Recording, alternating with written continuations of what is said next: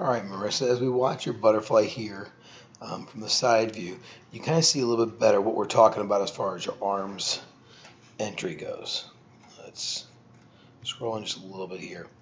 You can see here your arms are at the furthest point you can, and they really don't get much further forward. The other thing we're looking at real quick, palms are down.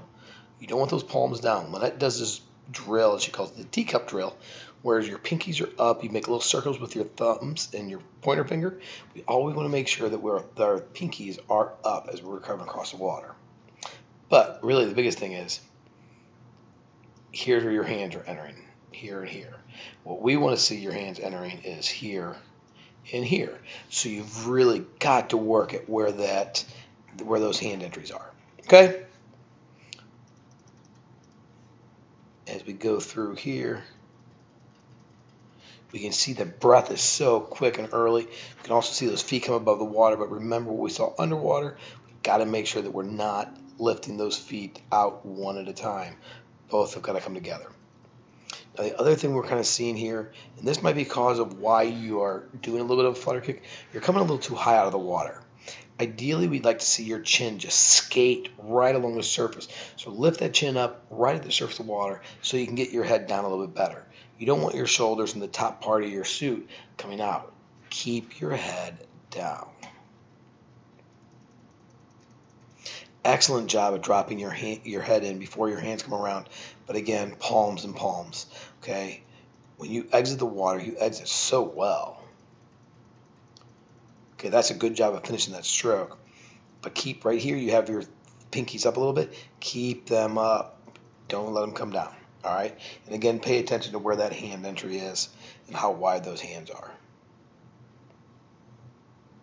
Good breath early, but your hands are really wide. And as we kind of see us getting a little bit more tired, you can see how wide those hands are, right? So when you make them so wide, you're actually missing almost a quarter of your pull because you have to go forward and then come down. You're missing one of the biggest strengths of your pull. So reach, reach, reach.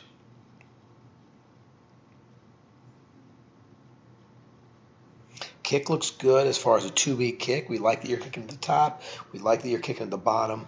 We like how your hands are moving fast underwater.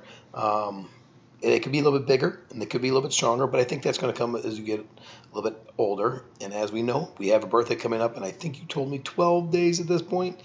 I'm not really positive. It all depends on when the videotape was made, right? Again, don't breathe that last stroke into the wall. When you take that last stroke, look, I mean, you just put your head down, and what are you going to do right here? Lift your head up so you get a breath up right away. Don't breathe right away. All right, your eyes are looking this way. We want your eyes looking right here. Remember when you elbow your brother and call your mother? Although I guess for you it would be your sister you're going to elbow, but that's okay. Watch your hand come from the wall right behind your ear, okay? As you slide behind that ear, it kind of helps you knife. Look how straight-armed you are. Really what we'd like to see you do is have your elbow bent so that your hand is already coming in down here. All right, so work on that head position and work on that arm position. There we start to bend it right there. Now again, you can see that you're on your belly when you push off.